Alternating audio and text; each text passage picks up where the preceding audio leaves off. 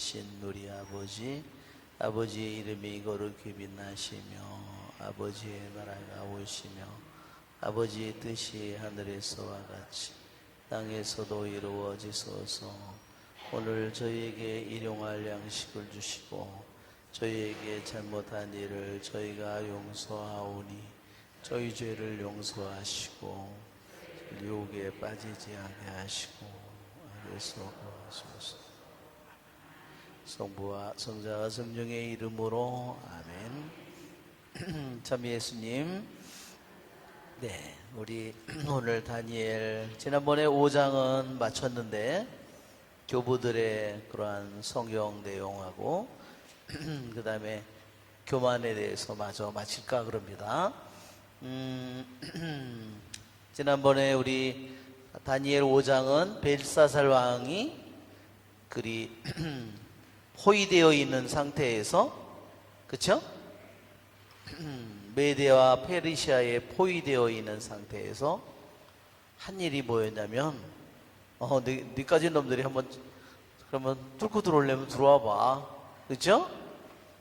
포위되어 있는데도 거기서 거대한 파티를 열어서, 그리고 술을 마시고 있었는데 술 기운이 퍼져서 취했을 때 무슨 일을 했죠? 예루살렘에서 가져온 금, 은 그러한 기물로 술잔으로다가 술을 마셨어요. 유대인들의 그러한 전해지는 이야기에 의하면 왜 벨사살 왕이 왜 그와 같은 행동을 했을까? 왜 술이 취했을 때 그 하필이면 이스라엘 성전에서 사용되던 왜 그 하필이면 성작을 가져오라고 했을까? 거기에는 유대인들이 전해지는 내용의 말에 의하면 이 벨사살 왕이 이미 예레미야 예언자의 예언을 알고 있었다는 겁니다. 그러니까 뭐예요? 그러니까 예언을 알고 있으니까 어때요? 70년이 되면 유대인들이 돌아가리라고 그랬잖아요. 웃기고 자빠졌네, 그런 얘기죠. 돌아가 봐 한번. 근데 왜 안 돌아가는 거야? 우리 한번 프린트물을, 우리 그림을, 우리 연도표를 보면, 맨 앞에 연도표를 보면 어떻게 되어 있냐면, 이 벨사살 왕이, 자, 연도표를 보면 이렇습니다.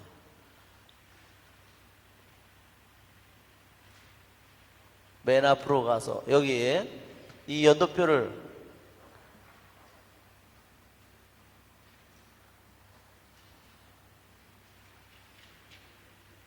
자, 이 연도표를 보세요.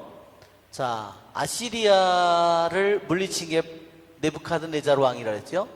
그러니까 아시리아 왕국이 딱 마감되면서 바빌론 왕국이 시작됩니다. 요거는 네부카드네자르 왕이 여기가 아시리아 왕국이 끝나면서 여기가 바빌론 왕국이 시작되고, 바빌론 왕국이 끝나면서 고레스가 키루스가 시작되는 겁니다.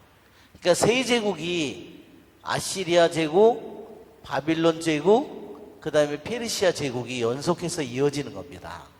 아시리아가 이게 뭐냐면 같은 지역이니까 아시리아가 이게 이렇게 지배를 하다가 이게 이제 멸망을 하니까 누가? 바빌론이 이제 다시 바빌론이 이어서 이 제국을 이어받았다가 다시 이 제국이 멸망하면서 다시 메데 페르시아가 메데를 그냥 못하는 메디아라고 그러는데 길게는 짧게 줄여서 이렇게 되면서 메데 페르시아가 다시 멸망하면서 이제 그리스가 여기서 시작되고, 그렇죠? 그 다음에 이제 로마로 이어지는 겁니다.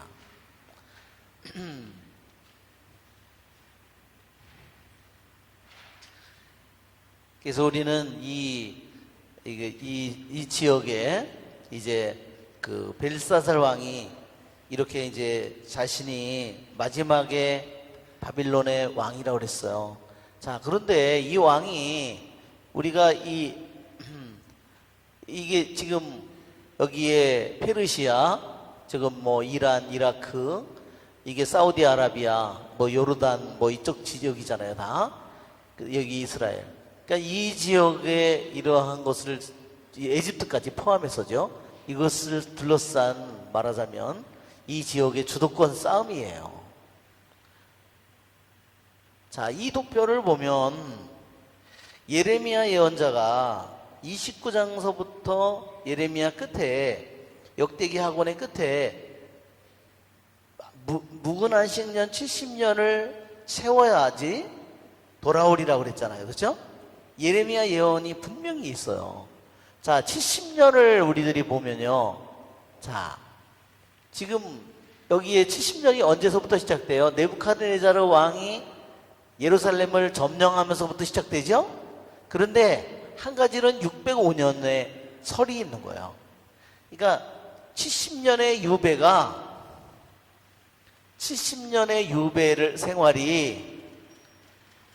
유배를 한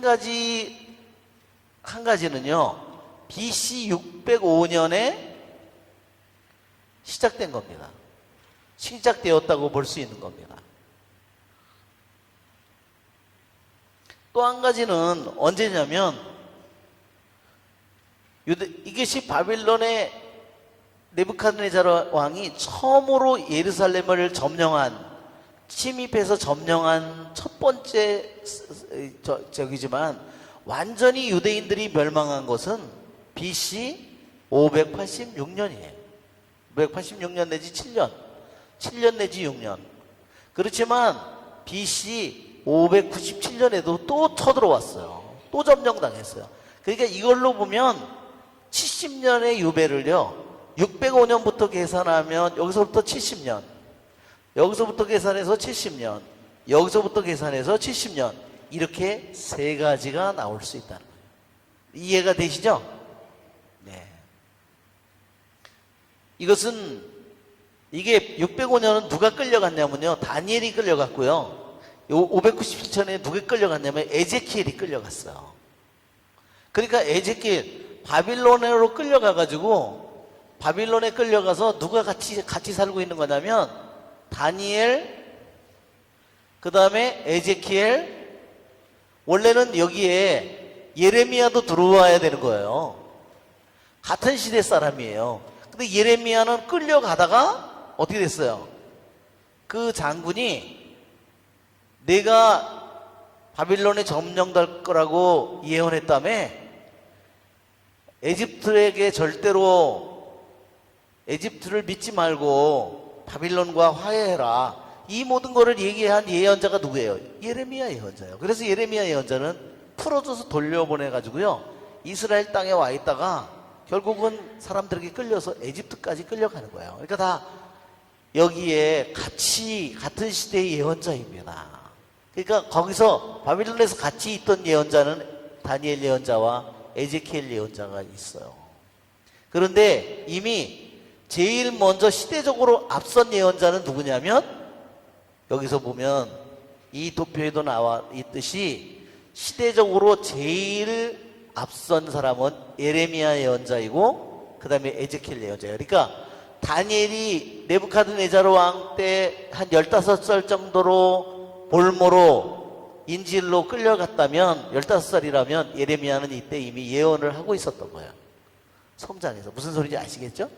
그러니까 예레미야가 제일, 여기서 보면 이때 보면 예레미야 예언자가 제일 나이가 많은 거예요. 예레미야, 그 다음에 다니엘, 그러면서 나중에 여기부터 몇 년이에요? 예, 8년 후에 말하자면 거의 같은 시기에 여기에 에제키엘이 끌려가는 겁니다. 에제키엘이. 이렇게 된 겁니다. 이렇게. 자, 우리가 알고 있기에 이사야 예언자는 훨씬 더 앞섰죠. 예레미야 예언자보다 물론 한 100년 더 앞섰을 거예요. 이사야 예언자는. 자, 대예언자가 이사야, 예레미야, 에제키엘이죠. 그죠? 대예언자는. 그런데 유대인에서는 다니엘을 뭐라고 그랬어요? 예언자로 넣지 않는다고 그랬죠? 왜 안 넣을까요? 다니엘의 예언이 중요하지 않아서가 아니라, 왜 이유가 뭐라고 그랬죠? 다니엘의 예언은 너무너무 중요해요. 왜? 다니엘의 예언은 실현된 것이 있고 인자가 오리라는 이러한 것은 이미 실현되었지만 다니엘의 예언 중에서 실현되지 않은 것은 언제를 기다리고 있을까요? 끝날을 기다리고 있는 겁니다. 끝날에 실현될 일들이에요. 그렇기 때문에 다니엘 예언서는 지금도 열려져 있는 겁니다. 일부는 이미 됐지만, 그런데 왜 유대인들은 다니엘을 예언자라고 부르지 않느냐? 가장 중요한 이유는요, 청중이 없다는 거예요. 보통 예언자는 어떻게 해요? 하느님의 말씀을 받으면 가서, 이 소돔과 고모라 백성아, 이렇게 하면서 예언의 말씀을 전하잖아요. 근데 다니엘은 어디 가서 전해? 아무것도 전할 사람이 없어요. 단지 자신이 하느님에게 받은, 그러니까 자신이 이스라엘 백성이나 성전이나 이런 데 가서 하느님에게 받은 말씀을 전할 청중이 없다는 거예요. 그런 면에서 보면, 그래서 유대인들은 더 이 다니엘을 예언서로 집어넣지 않는 겁니다. 그렇지만 다니엘이 예언서라는 것은 확실한, 그것은 너무너무 중요한 예언서입니다. 자, 그런데 이렇게 한번 우리 이 도표를 따지면 605년 BC로부터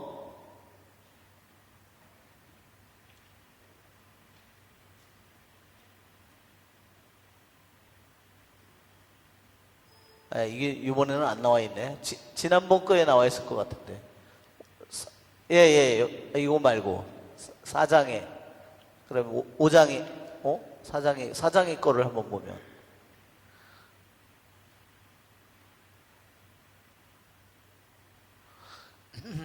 네, 그래서 그 맨 위에 도표를 보면, 맨 위 도표가 이건 아닌데. 네.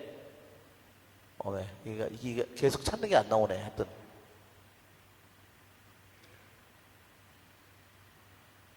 하여튼, 그것 때문에. 자, 70년은 605년 BC부터 70년을 70년 유배를 여기에 끝나면 돌아가는, 그거죠. 귀환하리라. 그죠? 근데 한 가지는 이걸 통해서 이렇게 될 수도 있고, 이렇게 계산할 수도 있다는 거예요.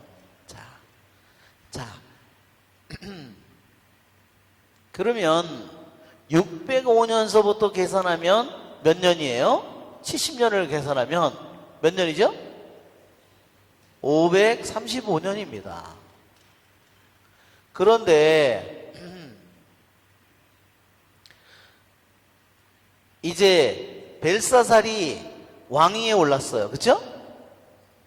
벨사살이 왕에 올라가지고 이제 말하자면 벨사살이 죽는 것이 538년 BC, 539년 BC.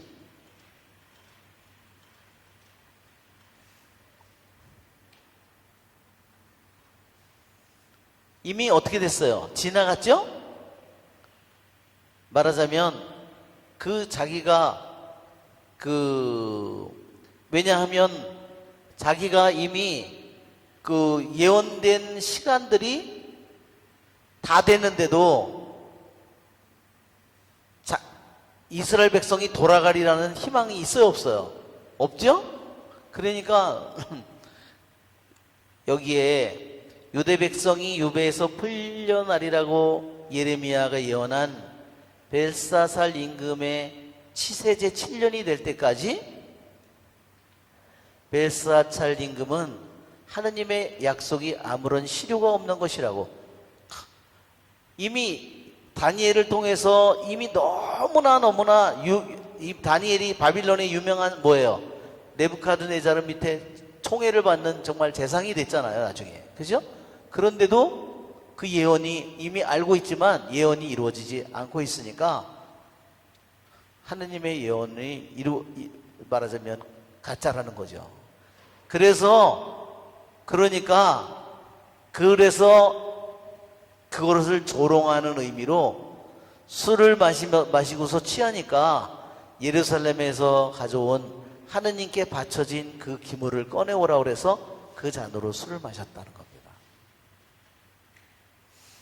술을 마신 그가 취해서 더욱더 그는 사리분별을 잃어버린 상태가 되었다. 교부들이 그렇게 얘기했습니다. 자, 성전 기물을 그랬는데 우리 교부들이 그렇게 했어요. 하느님의 참된 종과 벗들은 두려움과 공경을, 하느님을 두려워하는 마음을 가지고 살고 하느님의 뜻을 두려워하는 마음으로 하느님의 뜻을 행한다. 그것이 바로 덕행이고 그것이 마음의 깨끗함이다. 그런데 이렇게 하느님을 두려워하는 마음이 없이 하느님을 두려워하는 것을 거부하고 하느님의 말씀을 받아들이지 않고 그런 사람들은 하느님께서 당신 면전에서 내쫓으시고 당신의 은총을 거두어 버리십니다. 그것이 바로 벨사살 임금에게 나타난다. 그는 오만이 너무 지나쳐서 손으로 만져서는 안 되는 예루살렘 성전의 기물들을 그것을 만졌고 그것으로 후궁들과 술을 마셨다. 왜 이것을 만지면 안 되죠? 그것은 하느님께 바쳐진 기물이에요. 하느님께 바쳐진 하느님의 것으로 떼어놓은 겁니다.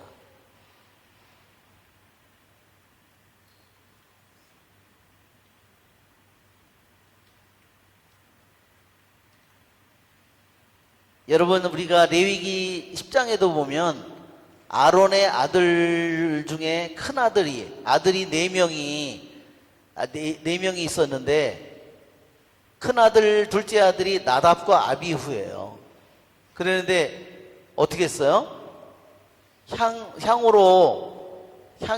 향에다가 불을 피워가지고 거기다가 불을 피워서 거기다 빨갛게 한 숯을 달궈진 숯을 거기다 집어넣고 그 다음에 거기다 향가루를 집어넣으면 연기가 탁 올리겠지요. 그렇게 해서 그 향을 치는 건데 그 숯은 어디서 가져올까요?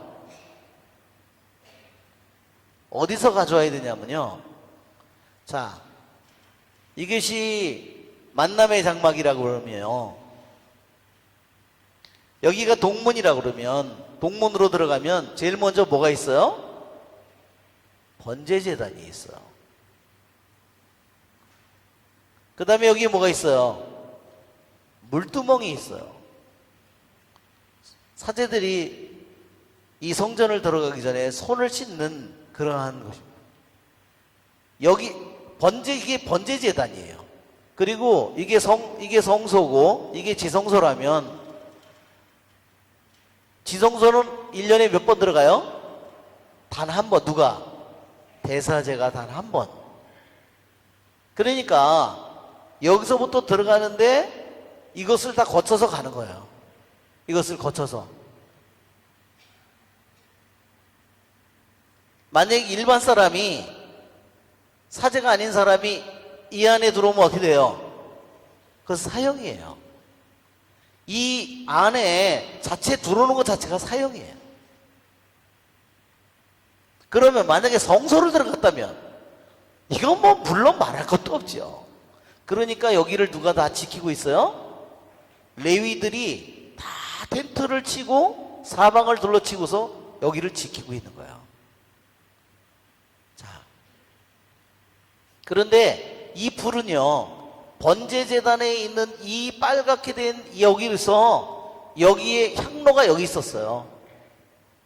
여기가 분향제단은 여기 있었어요. 분향제단은 여기 있었고 번제제단은 여기 있었어요.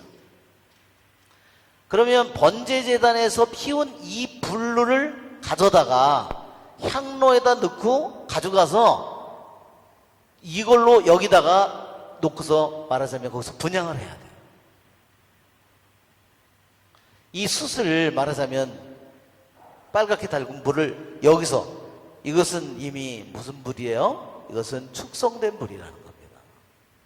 근데 만약에 그렇지가 않고 그냥 만약에 주머니에 라이터가 있었다 이거야.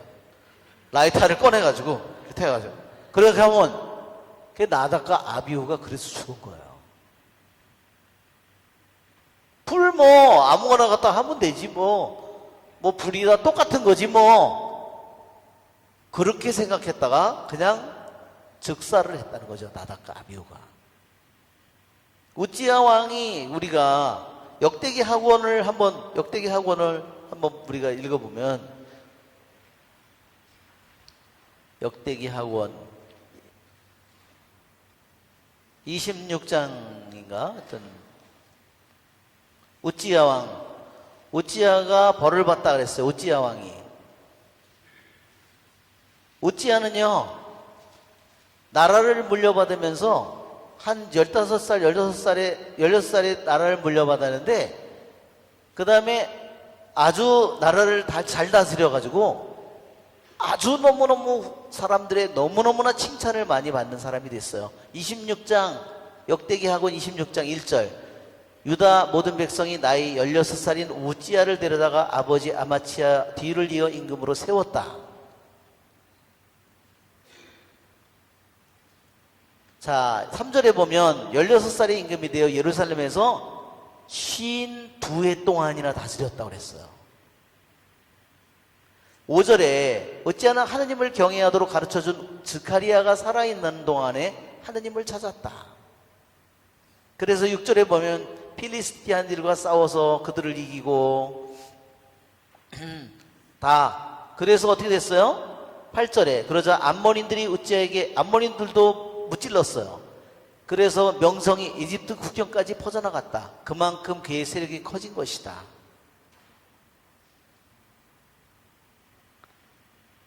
예, 11절에도 보면 우찌야에게는 출전 준비가 된 전투 병력이 따로 있었다고 했어요.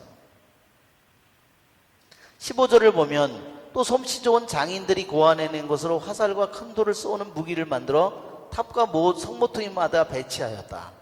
그러자 그의 명성이 널리 퍼졌다. 그가 이처럼 강하게 되기까지는 놀라운 도우심이 있었다. 그랬죠? 하느님의 은총의 도우심이 있었다는 겁니다. 16절에 보면 그러나 우찌야는 강해지면서 교만해지더니 마침내 패악한 짓을 저지르게 되었다.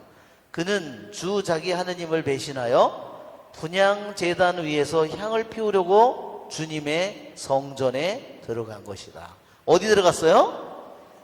예, 여기 들어가서 성소도 갖춰서 분향제단 여기다. 이건 누가 하는 거예요? 이거는 사제가 하는 거예요. 대사제가 하는 거. 그걸 자기가 하겠다고 들어갔어요. 그러니까 사제들이 어떻게 했을까요? 여기 들어오는 순간부터 다 소리를 질렀겠죠. 그런데 우찌야는 웃죠. 어쩌자고 그러는 거예요. 내가 들어가는데. 그러니까 완전히 간땡이가 분 거예요. 예. 내가 들어가는데 어떤 놈이 뭐라 그래. 예. 그래서 그냥 짓밟고 들어간 거죠. 그러니까 결국은 어떻게 됐어요? 자, 28절 우찌야 임금 향 피우는 일은 임금께서 하실 일이 아닙니다. 그 일은 향을 피우도록 성별된 아론의 자손들에게 맡겨졌다. 따로 떼어넣어진 사람들이 그 일을 해야 되는 거죠. 성소에서 나가달라고 그랬어요. 임금님께서는 하느님을 배신하셨습니다. 예, 하느님의 법을, 하느님의 말씀을 짓밟은 거죠.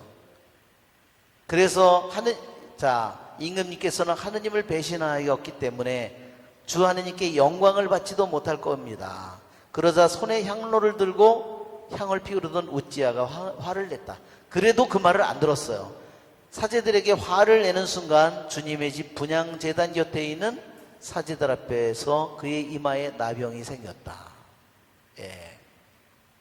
예. 여기에 우찌야 왕이 그러면서 우찌야 왕은 쉬운 2해 동안이나 왕 노릇을 했는데요. 나병이 걸렸는데 왕자리에 있을 수가 있어요? 못해요.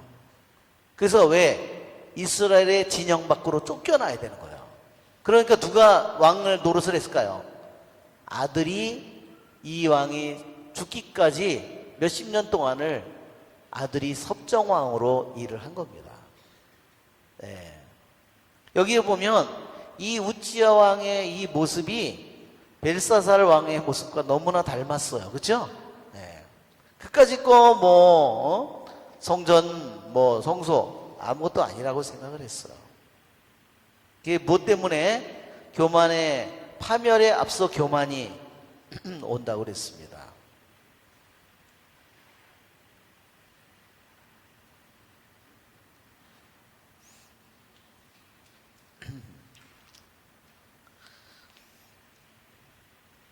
그래서 이 교부들은 부정한 눈이라고 얘기를 했어요.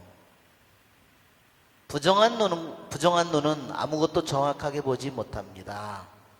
부정한 눈은 영혼의 아름다움은 알아보지 못하고 육체의 아름다움만 바라보게 됩니다. 그죠?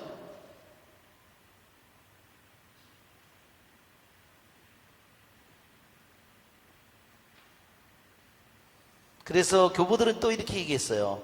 히즈키야 왕이 아시리아인들에게 하느님의 보물을 보여줬다. 열왕기 하권 20장에 나오는 이야기죠. 그때는 아시리아인들이 힘이 약했어요. 에집트가 훨씬 강력했거든요. 그러니까 아시리아 사절이 왔는데 사절들에게 이스라엘이 가지고 있는 성전에 있는 모든 보물을 보여줬다는 겁니다.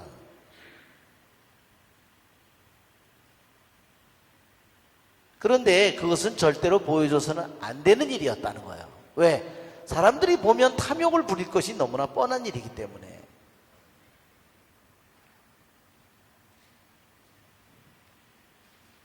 예. 그래서 우리는 정말 부정한 눈이라는 것은, 그쵸? 깨끗하지 못한 눈이죠? 예. 우리들은 눈으로 겉모습만으로 보기 쉽습니다. 그래서 겉모습에 우리는 쉽게 속기 쉬워요. 그렇지만 우리는, 신앙을 가진 우리들은 더욱더 하느님의 말씀이라고 하는 눈으로 사람을 바라보도록 해야 됩니다. 그렇죠? 네.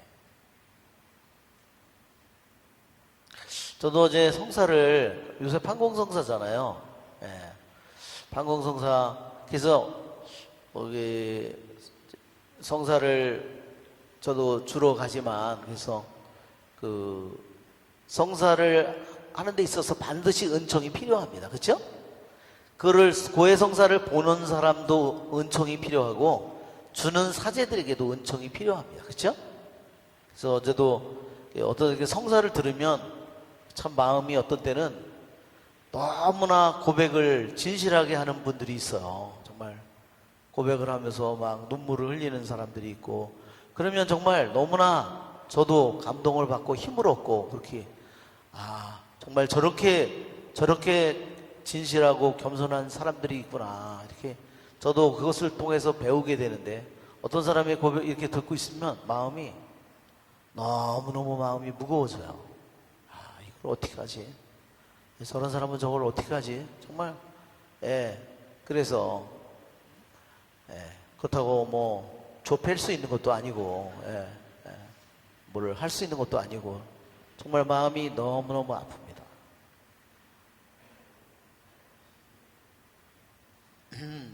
그래서 정말 세상 사람들의 말만 믿고 그런 세상의 사고방식으로 살아가는 그러한 모습을 보게 될 때, 그렇게 되면 그래서 눈이 먼 거잖아요. 그렇죠?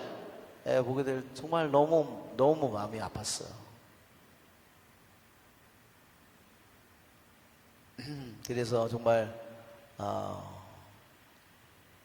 정말 주님께 영혼을 맡기고 진짜 은총을 청하고 그러게 됩니다. 그래서 오늘도 우리 요새 좀 판공 때죠? 그래서 여러분 많이 판공하는 받는 사람이나 우리 주는 모든 분들을 위해서 여러분 기도를 많이 해주시기를 바랍니다. 그래서 하느님은 우리들의 영혼을, 그쵸? 우리들의 겉모습이 아니라 우리들의 영혼의, 우리들의 속에 있는 것을 그분은 깊이 깊이 바라보시는 분입니다. 자, 우리 이제 우리 지난번에 우리 그 교부들의 성경은 그 요거까지만, 우리 5장 11절에 보면 형안과 통찰력을 지녔다고 그렇게 다니엘서에 다니엘이 지혜와 통찰력 5장 11절에 형안과 통찰력을 지녔다고 그랬죠? 그래서 형안은 교부들이 뭐라 그러냐면 형안은 영혼이 깨어 있음이라고 그랬어요. 통찰력은 숨겨진 것을 이렇게 꿰뚫어 보는 거예요. 숨겨진 것을 꿰뚫어 보는 거. 그래서 형안, 그래서 우리 교부들에게는 항상 영혼에 깨어 있음. 아까도 부정한 눈이라고 그랬지만 그 부정한 눈은 더러운 것을 가리키는 거예요. 더럽혀진 눈이에요. 그러니까 영혼이 어때요? 이것은 눈이 닫혀 있거나 멀어 있는 겁니다.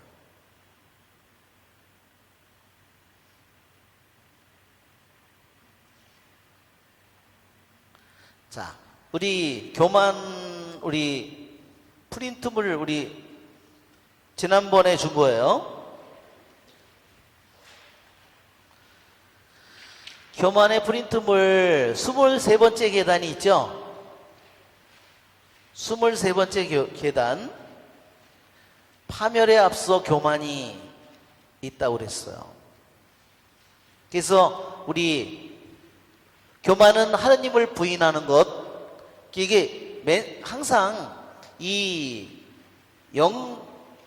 거룩한 등정의 사다리라고 하는 이 책에서는요, 교부들이 얘기할 때, 이게 벌써, 이거 좀 그러니까 교부들이 얘기할 때는 한 계단 한 계단을 얘기할 때요, 제일 먼저 뭐부터 얘기하냐면 항상 정의부터 얘기해요. 교만이라고 하는 것에 대한 정의를 계속 내리는 거예요. 하느님을 부인하는 것이다. 교만의 정의란. 교만이라고 하는 것은 마귀가 꾸며낸 것이다. 교만은 사람들을 멸시하는 것이다. 이런 것들이 다 교만의 정의예요. 그래서 우리들이 공부할 때, 나에게 저 중에서 어떤 부분을 내 자신에게 어떤 부분이 있는가를 내가 잘 찾아내야 돼요. 그냥 교만은 이런 거다 아는 것은 나에게 아무런 도움이 되지 않아요. 내 안에서 어떤 부분이 있는가, 내 안에 어떤 부분이 있는가를 밑줄을 치셔서 내가 이런 부분인데 이것은 교만의 표시구나, 내 안에 교만이 있다는 표시구나, 그런 걸 발견하지 못한다면 내가 이거를 공부를 해도 내가 새로이 태어나지를 못하는 겁니다. 이것을 통해서 도움을 받지 못하는 거예요. 읽기는 읽고 공부는 하는데 실제로 나에게 말하자면 피와 살은 되지 않는 겁니다. 그러니까 이것을 읽으면서 여기 정죄라는 것은 단죄예요. 남을 쉽게 단죄하는 거, 남을 판단하는 거. 남을 판단하는 이유가 뭐예요? 남을 판단함으로써 뭐죠? 내 자신을 위로하는 것이라 했어요.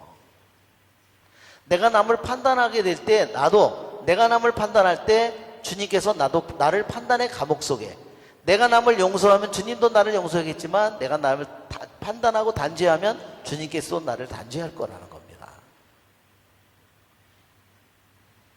그래서 판단하는 사람은 마음이 어두워져요. 그래서 영혼이 금방 빛을 잃어버리는 거예요. 아무리 다이아몬드라고 하더라도, 하느님이 빛나는 다이아몬드로 우리를 만들어줬다 하더라도 그의 영이 그냥 금방 저 판단과 단죄를 통해서 죄의 어둠으로 새카맣게, 우리 대데레사 성녀가 그러잖아요. 말하자면 새카만 콜타르를 칠한 것 마냥 영혼이, 다이아몬드에다 콜타르를 한번 칠해보세요. 여러분 다이아몬드에다 누가 콜타르 칠해서 다니고 싶을까? 타막이 알지요? 타막이 발라놓은 것 같다는 거예요. 다이아몬드에다가.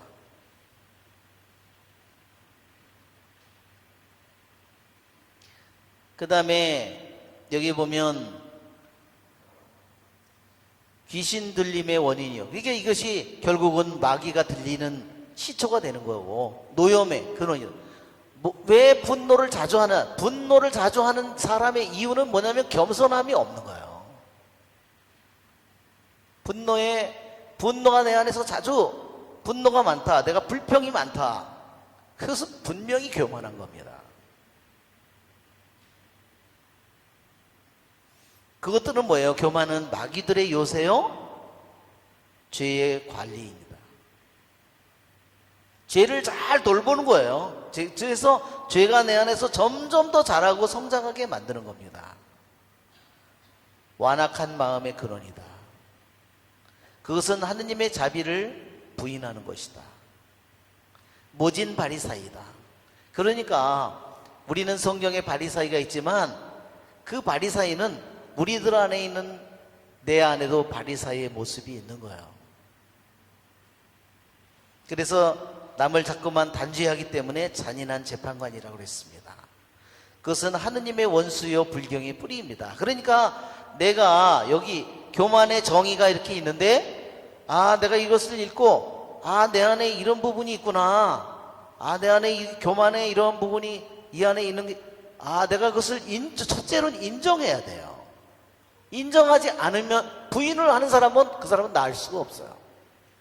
첫째로 인정하고 하느님께 나의 비참함을 고백해야 됩니다.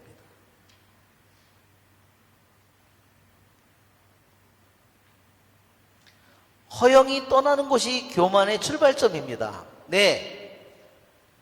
자, 이제는 지난번에도 얘기한 것처럼 이 출발점이 뭐냐, 그리고 중간 지점이 뭐냐, 교만의 완성이 뭐냐. 그러니까 교만을 갖다가 얘기할 때 교만에 분명히 시작이 있고 점점 커져서 중간이 있고, 이것이 완전히 커지면 어떻게 되느냐, 완성이 됩니다. 교만의 시작. 왜 이런 얘기를 할까요? 자기 자신이 얼마나 중증인가를 알도록 얘기를 해주는 거예요. 이런 얘기를 어디 가서 들을 수가 있어요.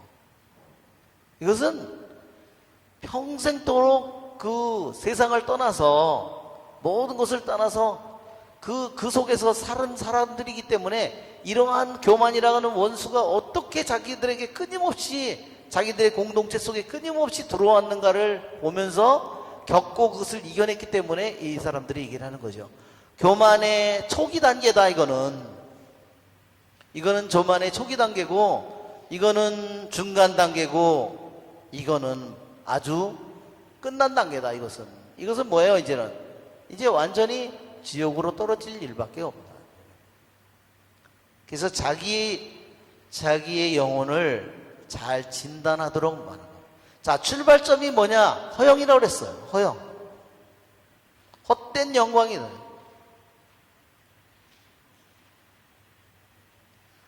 교만이라는 놈은요, 헛된 영광이라는 말을 타고 있다는 겁니다. 헛된 영광이 떠나는 거예요. 헛된 영광이 배라고 한다면 딱 해서 도착한 곳이 어디냐면 교만이에요.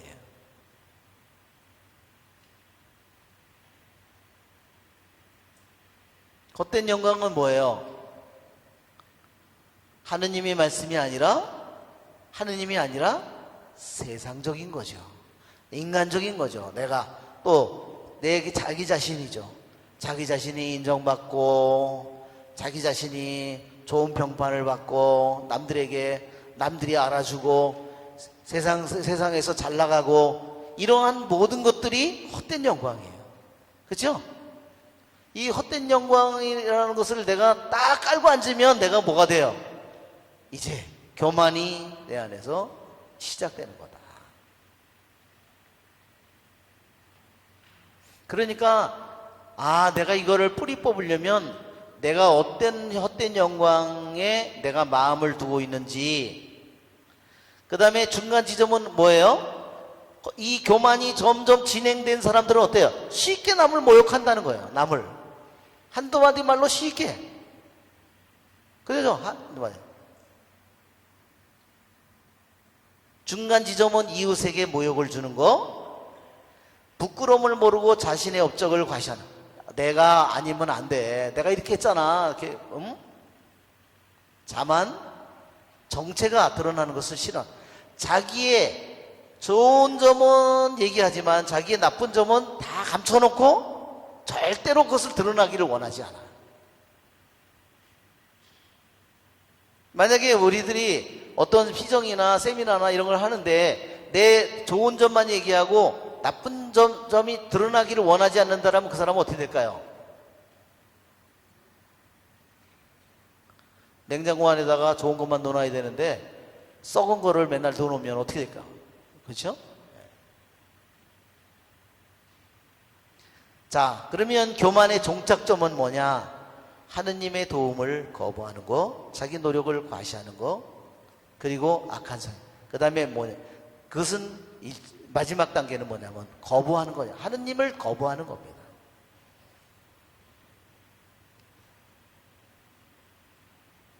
예, 우리는 이 모든 것의 모습을 교만이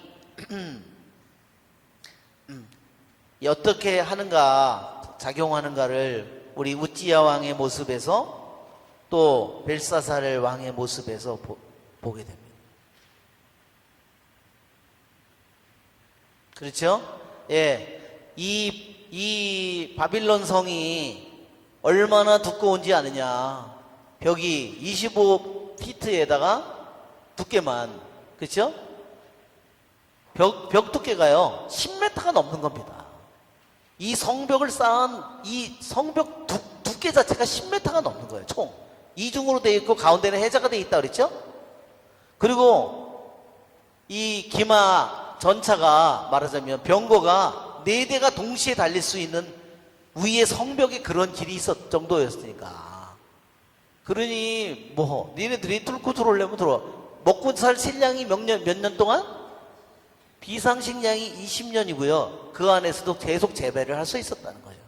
물은 유브라데스 강이 있어서 무한히 물이 한쪽 성에 계속 흐르고 있었다는 거예요. 야, 하느님 없이도 살 수 있다는 거죠.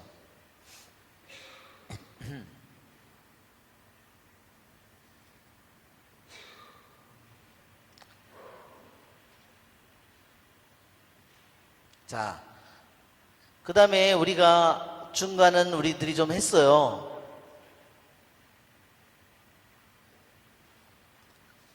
자, 지난번에 우리 맨 밑에서부터 하나, 둘, 셋, 넷, 다섯, 여섯, 일곱, 여덟. 밑에서부터 8째 줄, 사람들로부터 칭찬을 받아 우쭐대는 것은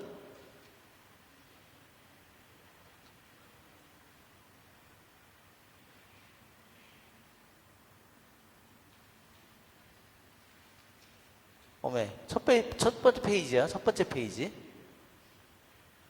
첫 번째 페이지. 맨 아래. 네. 사람들로부터 칭찬을 받아 우쭐대는 것은 부끄러운 일이며 자신이 하느님의 선물을 받을 자격이 있다고 생각하는 것도 미친 짓이다 하는 겁니다.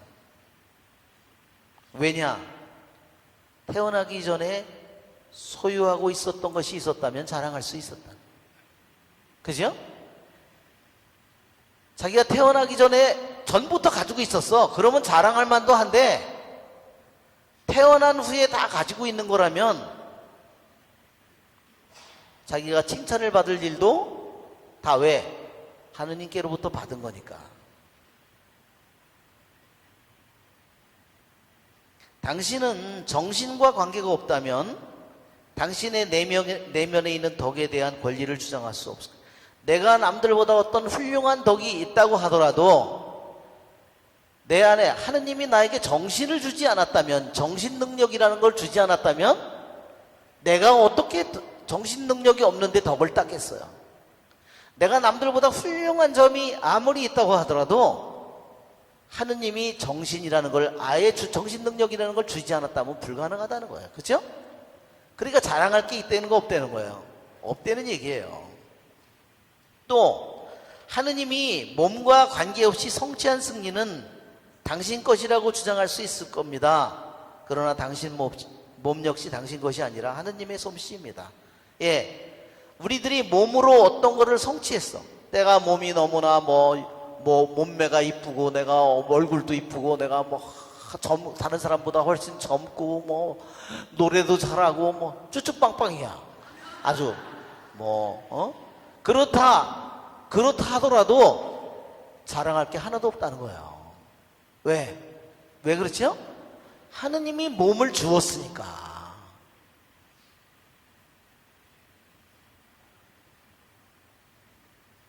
그러니까 우리들 안에 육신도 정신도 영도 생명도 하느님이 다 주셨기 때문에 내가 무슨 좋은 일을 성취했다고, 내가 남들보다 어떤 좋은 점이 가졌다고, 남들보다 낫다고, 그것은 순전한 착각이라는 겁니다. 그것은 교만이라는 겁니다. 그래서 교만은 뭐죠? 즉 자기가 모든 것을 그것이 다 자기 거죠. 하느님 없는 자기 거죠. 우리 이사야서 40장에 그러잖아요. 민족들은 뭐예요? 두레박의 물방울에 불과하다고 그랬잖아요. 그렇죠? 예. 천칭의의 정말 조그만한 먼지에 불과할 뿐이라고. 그분 앞에 온 세상도 있으나마나라는 것은 뭐냐면 온 세상도 그분 앞에는 아무것도 아닙니다, 이런 거예요. 온 세상도 하느님 앞에는 아무것도 아닙니다. 즉 하느님 앞에 온 세상도 자체도 하느님 앞에 하나의 무에 불과할 뿐이다. 아무것도 아니다.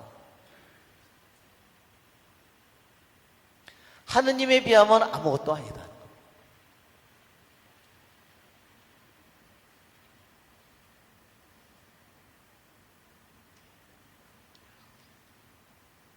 자, 교만의 마귀는 자기가 소유한 것들 가운데서 그의 거처를 찾으려 할 때는 꿈이나 생시에 가련한 사람들에게 나타납니다.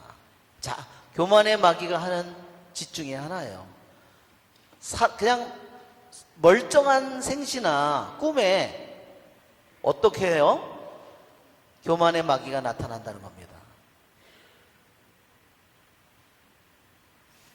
거룩한 천사나 순교자의 모습에 취하며 장차 계시될 비밀이나 주어진 선물을 넌지시 그들에게 암시해 주므로 그들은 미혹되어 완전히 정신을 잃었습니다. 말하자면 어떤 거를 꿈으로 약간 암시를 준다는 거죠. 악마가. 또는 저기 할 때도 사람들에게 어떤 충동이나 이런 것을 주어서 그 사람들을 어떻게 해요? 마음이 혹 빠지게 만든다는 거예요. 그러면 그 사람은 그다음부터는 뭐예요? 맨날 그 얘기만 하게 되는 거죠.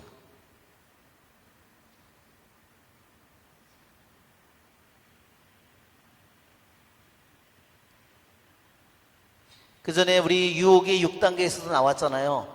첫 번째가 넌지시 암시를 주는 거라고. 암시를 주어서 그 사람이 그것에 마음을 쓰면 어떻게 해요? 점점 더 그 사람의 영혼을 주어서 그 사람을 말하자면 자기 영역을 넓혀가는 거죠. 자, 그 다음에 우리가 그리스도를 위하여 10만 번 죽는다 해도 우리가 진 빚을 다 갚지 못할 겁니다. 왜 우리가 10만 번을 죽어도, 주님을 위해서 죽어도 왜 빚을 갚지 못하느냐? 하느님의 피와 종들의 피의 가치는 비교할 수 없기 때문입니다.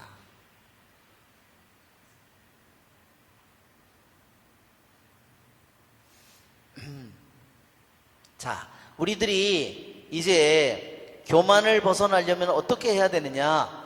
우리는 항상 앞서간 교부들 또는 성각자들과 우리 자신을 비교해야 합니다. 그렇게 행한다면 우리가 수독 생활을 시작하지도 못했다는 것, 우리 자신의 서원을 거룩하게 지키지 못했다는 것, 남이 문제가 아니라 내 자신이, 우리의 생각이 여전히 세상에 뿌리를 내리고 있다는 것을 발견할 것입니다. 그래서 우리들보다 먼저 간 사막 교부들이라든지 우리들보다 먼저 간 성각자들, 이 성인들의 삶을 비교해 보면서 그들의 삶을 비교해 보면서 내 자신이 제대로 시작도 못했다는 거. 그런데 내가 착각하고 내가 말하자면 교만을 벗어나야 된다는 겁니다. 참된 수도자란 영혼의 눈이 거만하지 않으며 육체의 감각이 동요하지 않는 사람입니다. 예, 육체의 감각이 뭔지 아시겠죠? 육체의 감각, 참된 수도자라고 한다면 이것은 꼭 우리 수도원에 들어간 사람만이 아니라 우리들도 말하자면 수도자예요. 그렇죠? 왜? 하느님의 말씀을 계속해서 실행하는 실행자입니다. 육체의 감각은 눈, 귀, 코, 입 이런 것을 가리키는 거예요.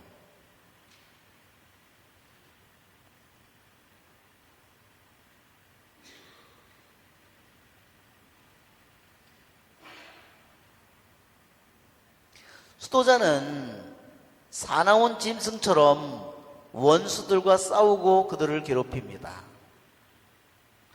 끝없이 엑스타시를 알며, 이 엑스타시는 뭐냐면요, 탈혼이에요. 그래서 우리들의 영이 말하자면 우리들의 몸에서 빠져나간 겁니다. 언젠가는 우리들이 죽으면 그런 상태가 되겠죠?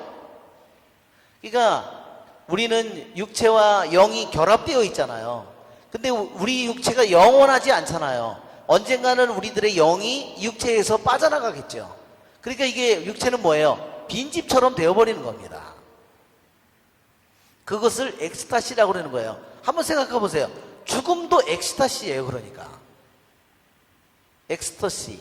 그러니까 엑스터시는 오늘날 황홀경이에요.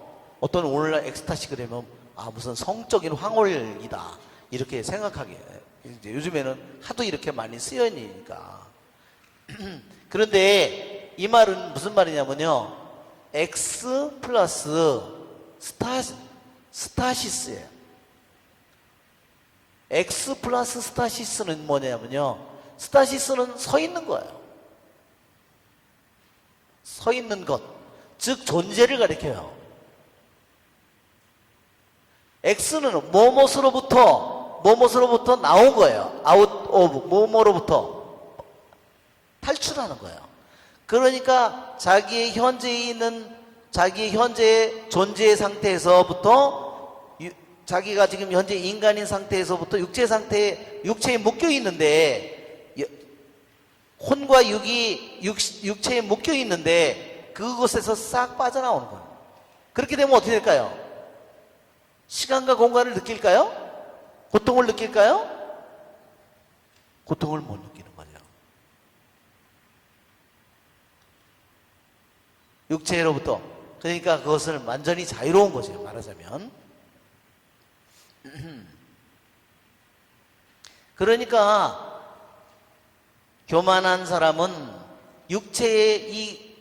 육체의 감각이 끊임없이 동요하는 거예요. 그러니까 어떻게 돼요? 조금만 무슨 충동이나 뭐가 조금만 있어도 보는 것이든 듣는 것이든 말하는 것이든 촉각이든 냄새든 뭐든 조금만 저기 되면 끊임없이 영혼이 그걸 따라서 막 동요돼, 끌려다녀. 여러분 메주고리의 그 발현증인들을 보면 어때요? 성모님이 나타난 순간에는요, 그 아이들을 찔러도 반응이 없다는 거예요. 의사들이 찔러도. 그리고 보통 옆에서 의사들이 실험을 한 거예요. 눈에 옆에다가 이렇게 프레쉬를 비친대요. 이렇게 성모에 나서 어떤 지점을 계속 보고 있는데 그 아이에게 혈액시를 옆에다 비치면 어떻게 될까요? 눈이 보통 사람 같으면 그냥 저절로 따라가겠죠, 밝은 대로. 왜 카메라도 그렇잖아요. 제일 밝은 데를 읽는 것처럼 눈이 저절. 걔네들은 아무 반응이 없다는 거죠. 왜 그럴까요? 그것은 이미 그것을 빠져나간 거죠.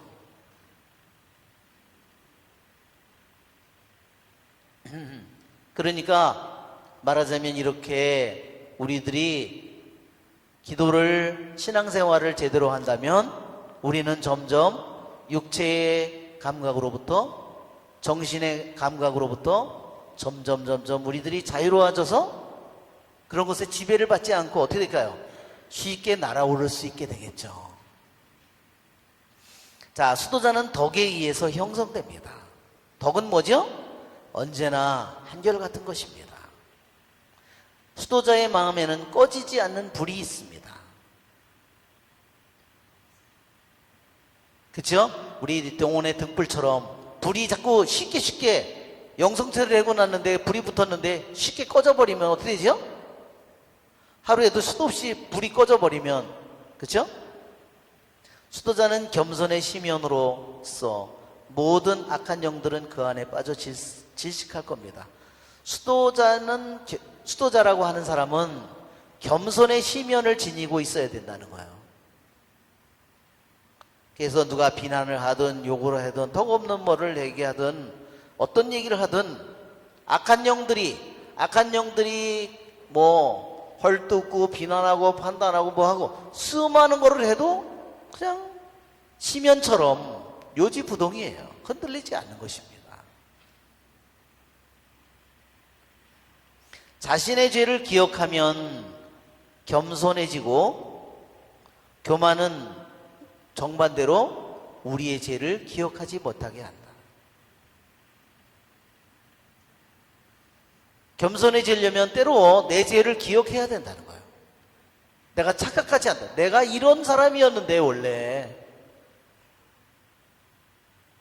교만은 부귀로 가장한 영혼의 빈곤이요 빛으로 가장한 어둠입니다.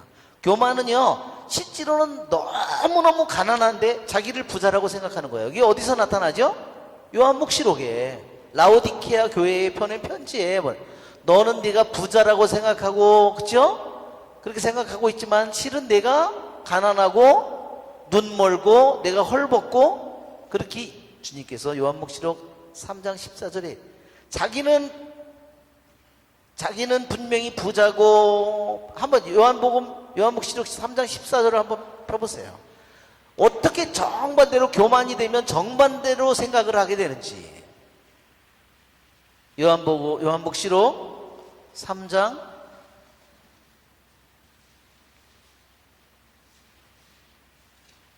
14절 한번 읽어볼까요, 같이?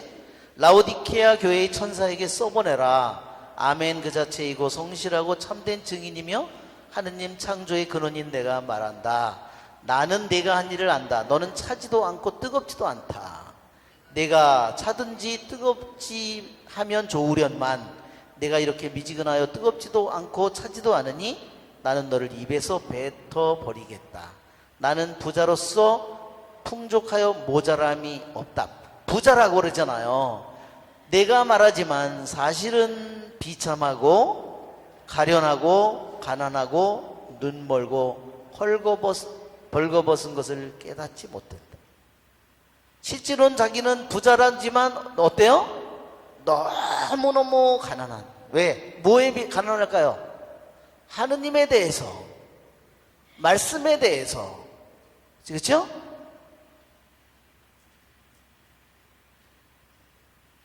참으로 좋은 것에 대해서. 그리고 그는 자기가 잘 보고 있다고 생각하지만 사실은 눈이 멀었다는 거예요.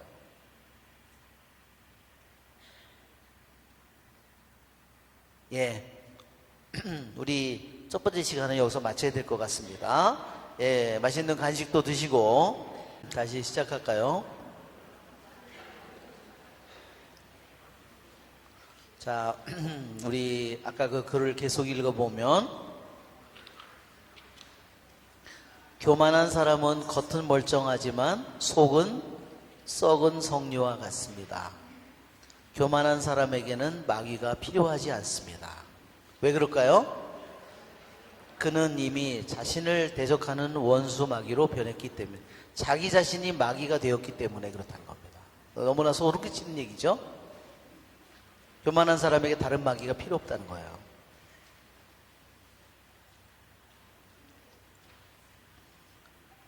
어둠은 빛을 용납하지 않으며, 그렇죠? 교만이라는 어둠은 빛이 와서 자기 자신을 드러내는 것을 원치 않나요? 교만은 덕을 용납하지 않습니다. 교만한 사람의 마음에서는 하느님을 모독하는 말이 솟아오르지만, 거룩한 사람의 마음에서는 거룩한 통찰이 솟아오릅니다. 도둑은 밝은 곳을 싫어하듯이 교만한 사람은 온유한 사람을 멸시합니다. 예, 온유한 사람을 무능한 사람이라고 말하자면 별 볼 일 없는 사람이라고 무시하는 거겠죠. 교만한 사람들은 대체로 자신의 참 자아를 발견하지 못합니다. 그들은 자신이 정념들을 정복했다고 생각하며 죽은 후에야 비로소 자신이 진정으로 가난했음을 발견합니다. 너무 비참한 일이죠?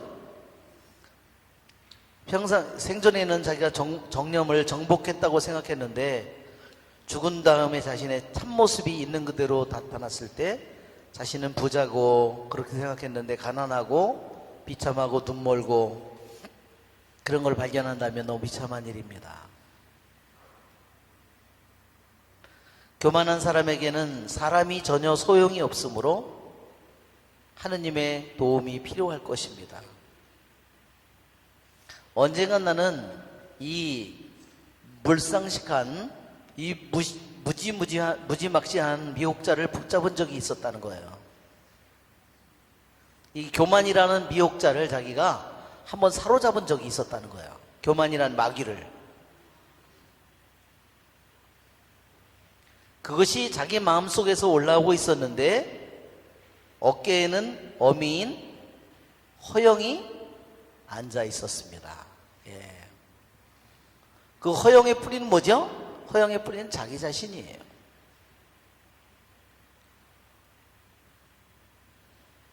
나는 순종의 올가미로 그것들을 결박하고 겸손의 회초리로 때렸습니다. 네, 그러니까 하느님의 말씀에 순종하지 않는 사람은 악마를 싸워서 순종의 올가미로 싸워 이길 게 없어요. 자기도 순종하지 않기 때문에. 그리고 겸손의 회초리로 때려야 되는데 이 마귀를 때릴 무기가 없습니다. 우리는 모든 정념들의 근원이요. 자, 그러면 그 무지막지한 유혹자인 이 교만의 마귀를 붙잡았는데 어떻게 나에게 들어왔느냐, 나에게 어떻게 접근했느냐를 물어봤다는 겁니다. 그랬더니 그 악마가 이렇게 얘기했다는 거예요. 우리는 모든 정념들의 근원이요 그것을 잉태하는 자이므로 우리에게는 시작도 없고 탄생도 없다. 우리를 향한 가장 강력한 반대는 순종에서 자라나는 통회하는 마음이다.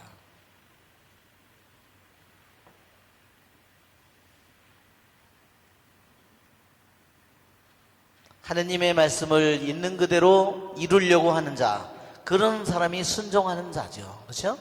그러니까 하느님의 말씀이 자신의 생각이든 뜻이든 자신의 육신의 오간이든 모든 영역에서 이루어지기를 갈망하는 사람은 결국 악마를 반대하게 되는 겁니다.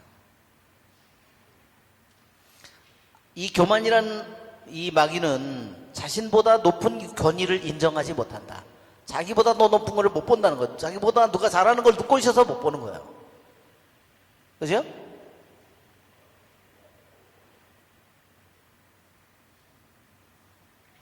그것이 교만이란 마귀가 확실히 높은 하늘을 위에서 있다가 천국에서 떨어진 이유이다. 교만은 겸손과 반대되는 모든 것의 창시자요 조상이다. 겸손을 뒷받침하는 모든 것은 교만이라는 마귀를 쇠퇴하게 만든다. 우리는 천국을 제외한 모든 곳에서 우세하다. 교만이라는 악마는 천국을 제외한 모든 곳에서 우세하다는 겁니다. 세상이든 자신이든 육신이든 모든 곳에서. 그러니 내가 우리를 피하여 어디로 도망치겠느냐. 그러니까 세상에 있는 우리들에게 말하는 거예요. 내가 내 손을 피해서 어디로 도망가겠느냐. 교만이라는 마귀를 피해서. 너는 치욕을 참고 인내하는 곳, 노염으로부터 자유와 순종이 있는 곳, 불평이 없는 곳, 이웃을 섬기는 곳에서 종종 우리를 발견할 것이다. 예, 뭐예요? 이거 다 좋은 거죠? 치욕을 참고 인내하고 노염으로부터 자유, 순종이 있는 곳, 이거 정말 좋은 거죠. 불평이 없는 곳, 이웃을 섬기는 곳, 그런 곳에서도 종종 우리를 발견할 거라 그랬어요.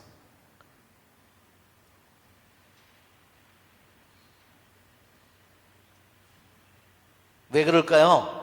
그런 사람들을 타락시키기 위해서. 아까 오지야 왕이 너무 훌륭한 정치를 했잖아요. 그렇죠? 그래서 나라를 강대하게 만들었잖아요.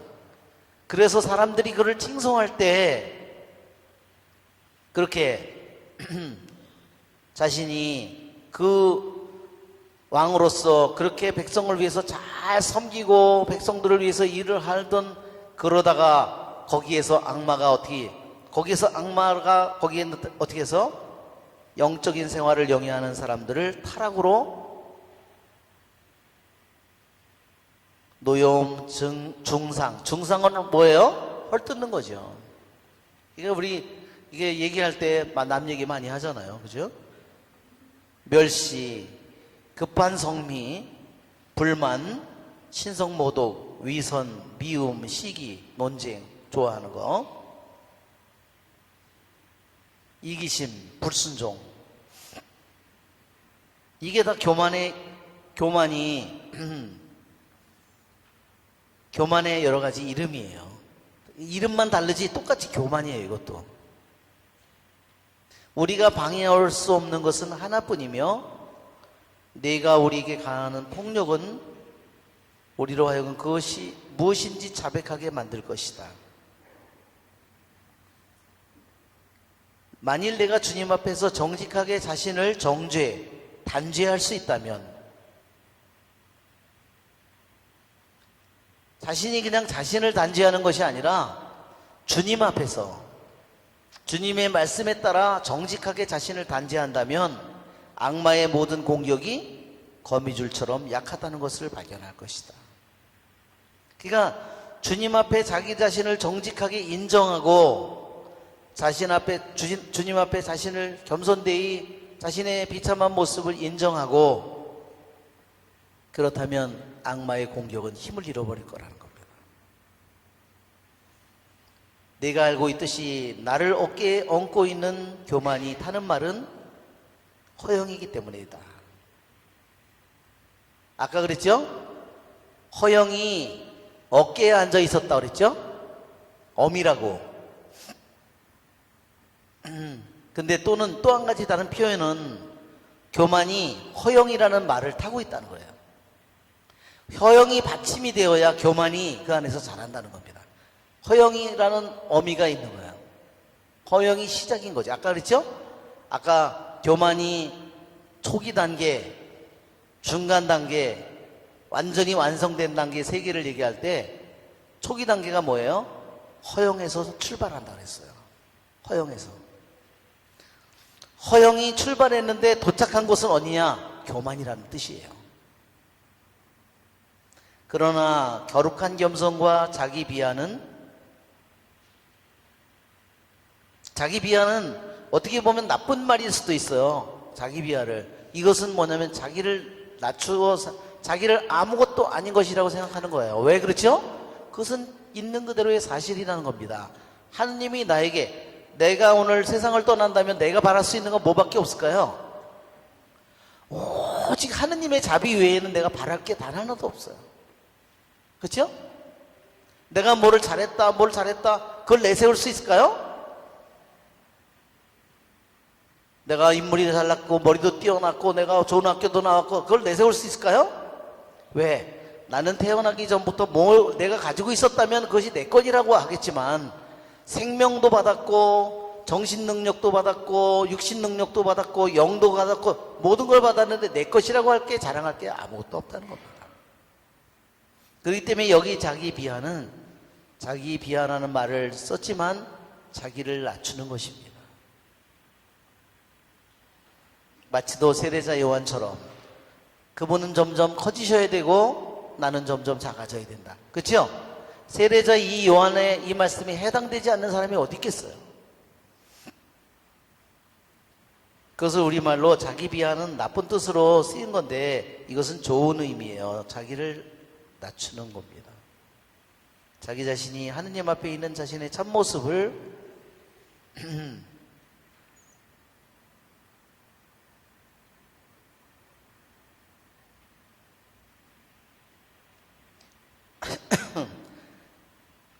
이렇게 거룩한 겸손과 자기를 낮추어 봄으로써 그 말과 기술을 조롱하고, 말은 뭐예요? 허영이죠. 허영이라는 말을 타고 있고 기수는 누구예요? 교만이에요. 교만도 허영도 다 조롱한다는 겁니다. 거룩한 겸손은 모든 것을 조롱한, 이 허영이라는 말과 교만이라는 기술을 무찌르는 거예요. 다음과 같은 승리의 노래를 부를 것이다. 주님께 내 노래하리니 기마와 기병을 깊은 바다에 쳐넣으셨네.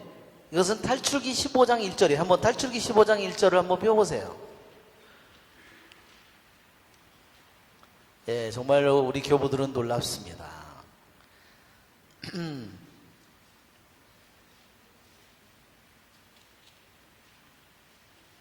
15장 1절. 그때 모세와 이스라엘 자손들이 주님께 이 노래를 불렀다. 그들은 이렇게 노래하였다. 나 주님께 노래하리라. 그지없이 높으신 분 말과 기병을 바다에 쳐넣으셨네. 그 다음에 21절에도 보면 주님께 노래하여라. 그지없이 높으신 분 말과 기병을 바다에 쳐넣으셨네. 예. 네, 이것은 이렇게 보면 이 말은 지금으로부터 약 3,500년 전에 홍해바다에서 일어난 역사적인 단 일회의 사건처럼 보이지만 영적으로는 우리들이 이 기마와 기병이 뭐예요? 예? 허영과 교만이에요. 정말 놀랍죠. 우리 박수 한번 쳐야 되겠죠? 우리 교부들이 정말 예, 우리들도 이 기마와 기병을 바다에 깊은 바다에 겸손이라는 시면 겸손이라는 바다에 쳐박으면 그때 우리도 승리의 노래를 부르게 될 겁니다. 아멘? 그러니까 우리들이 지금 바치는 찬미는 온전한 찬미가 아니에요. 그렇죠? 정말 우리 교부들의 말 이거 보면은 정말 기가 막힙니다. 기마는 뭐고 기병은 뭐죠? 기마는 허영, 기병은 아시겠죠? 왜 기마가 왜 허영이고 왜 기병이 교만인지. 할렐루야. 정말 그러니까 홍해 바다를 건너면서 일어난 이 사건은 역사적인 사건인 동시에 이 사건은 또한 어떤 사건이에요? 영적으로 우리들에게 수많은 것을, 우리 인류의 역사 속에서 하느님을 믿고 사랑하는 사람들 안에서 기마와 기병을 깊은 바다에 쳐넣는 일이 우리들을 기다리고 있는 겁니다. 아멘. 네. 무엇을 통해서, 무엇으로 그것을 쳐박나요? 겸손을 통하여. 또 뭐를 통하여? 순종을 통하여. 그러니까 여러분, 순종, 겸손과 순종, 여기에 기마와 기병은 교만과, 허영과 교만이라면 또 한편에 이것을 무찌르는 것은요, 순종과 겸손이에요. 정말 얼마나 놀라운 무기인지 몰라요. 이것을 절대 잃어버리면 안 되는 겁니다. 아시겠죠? 네. 그래서 겸손은 뭐예요? 하느님 앞에 아무것도 아닌 자라는 겁니다. 내가 다른 사람들하고 비교해서도 내가 아무것도 아닌 자라고, 사랑이 없으면 나는 아무것도 아니라 그랬어요. 그렇죠? 네. 예, 우리 참 교부들의 이러한 우리 이게 지금 이 거룩한 등정의 사다리 이게 23번째라 그랬어요. 이거 누구 글이라 그랬죠? 요한. 자, 요한 클리마코라 그랬어요. 왜냐하면 우리 이 사다리를 올라가잖아요. 그렇죠? 사다리를 올라가는데 여기에는 누가 계세요? 여기서는 예수님이 계시고 이것은 땅이에요. 그렇죠?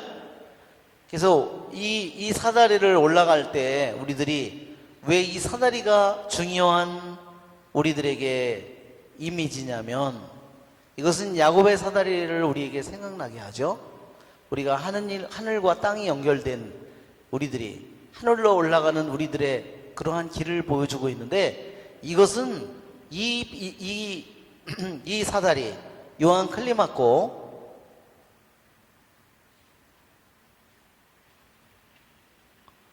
또는 요한 클리마쿠스라고도 불러요.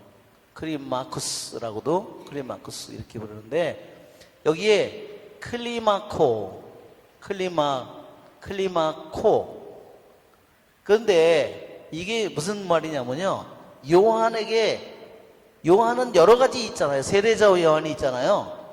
근데 이거는 뭐냐면요, 별칭이에요. 말하자면 이것은 뭐냐면, 이것은 요한인데 무슨 요한이라고 부르냐면 사다리 요한이라고 부르는 겁니다.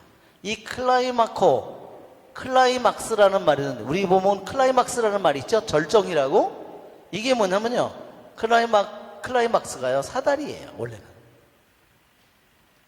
사다리의 꼭대기를 가리키는 말 같지만 원래의 의미는, 클라이막스라는 말은 사다리라는 의미예요. 그래서 이것은 사다리 요한이 말하자면 이 글을 쓴 겁니다. 그러니까 자기 혼자서 이것이 아니라 사막에 들어가서 수백 명, 수천 명, 수만 명의 사막에 들어간 수도자들이, 수많은 사람들이 악마의 유혹에 걸려서 떨어지기도 하고, 수많은 사람이 처박히기도 하고 실패도 하고, 그 많은 것들을 겪으면서 계속해서 여기를 올라간 사람들, 그 사람들을 통해서 이것을 이러한 저기가 영적인 유산이 우리에게 남겨진 것입니다.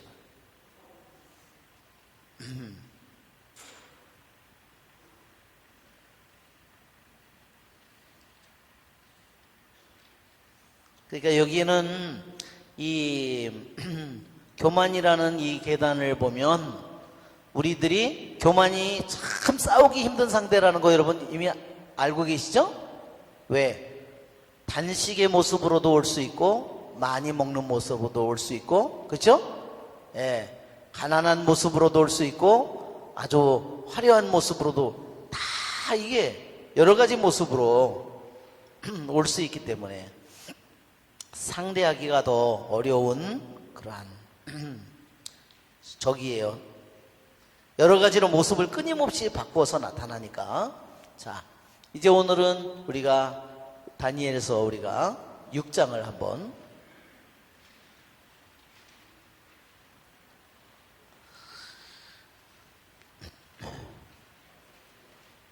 이것은 너무나 이제 우리가 이미 다니엘이 사자굴에서 살아나오는 이야기는 우리들이 이미 너무나 잘 알고 있는 이야기지만, 우리가 먼저 시간이 얼마 없으니까 10절까지만 읽겠습니다. 그리고 메디아 사람 다리우스가 그 나라를 이어받았다. 그의 나이 62살이었다. 다리우스는 자기의 뜻대로 나라에 총독 100수명을 세워 온 나라에 두루 주재하게 하고 그들 위로 다시 재상 3사람을 임명하였는데 다니엘도 그 가운데 한 사람이었다. 임금에게 손실을 끼치는 일이 없도록 총독들은 이 재상들에게 업무를 보고하게 되어 있었다. 다니엘은 빼어난 정신을 지녀 다른 재상들이나 총독들보다 뛰어났다. 그래서 임금은 다니엘을 온 나라 위에 세우려고 생각하였다. 그러자 다른 재상들과 총독들은 다니엘에게서 나라와 관련된 죄과를 찾아내려고 애썼다. 그러나 그들은 어떠한 죄과나 과실도 찾아낼 수가 없었다. 충실한 사람이어서 아무런 태만이나 과실이 없었기 때문이다. 그래서 그들은 서로 저 다니엘이 믿는 하느님의 법과 관련하여 무엇을 찾아내기 전에는 그에게서 아무런 죄과도 찾아내지 못할 것이다 하고 말하였다. 그리하여 그 재상들과 총독들은 임금에게 몰려가서 이렇게 말하였다. 다리우스 임금님, 만수무강하시기를 빕니다. 나라의 모든 재상 그리고 태수들과 총독들과 자문관들과 지방관들은 임금님께서 법령을 세우시고 금령을 엄하게 만드셔야 한다고 의견을 모았습니다. 임금님 앞으로 30날 동안 임금님 말고 다른 어떤 신이나 사람에게 기도를 올리는 자는 누구든지 사자굴에 던져야 한다는 것입니다. 이제 임금님 금령을 세우시고 그 문서에 서명하시어 철회할 수 없는 메디아와 페르시아의 법에 따라 그것을 바꾸지 못하게 하십시오. 그리하여 다리우스 임금은 그 금령 문서에 서명하였다.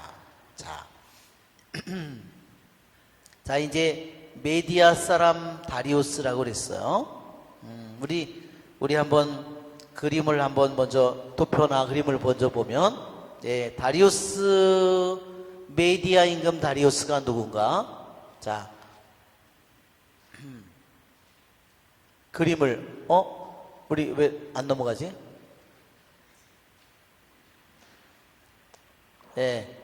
자, 이제 쫀데 여기 있는 것처럼 바빌론이 끝나고 바빌론의 왕국이 벨사살로 끝나고 그 다음에 메데 페르시아 키루스 왕이 이제 등극을 하는 겁니다. 근데 여기 보면 왕국의 이름에 보면요, 키루스가 있고 캄비세스가 있고 세 번째 다리우스가 있어요. 그러면 여기에 나오는 이 다리우스하고 이거 너무 헷갈린다 이렇게 될 수가 있어요. 그런데 이 키루스가 또한 이 사람도 이름이 다리우스예요. 다리우스라는 말의 뜻은 뭐냐면요, 이게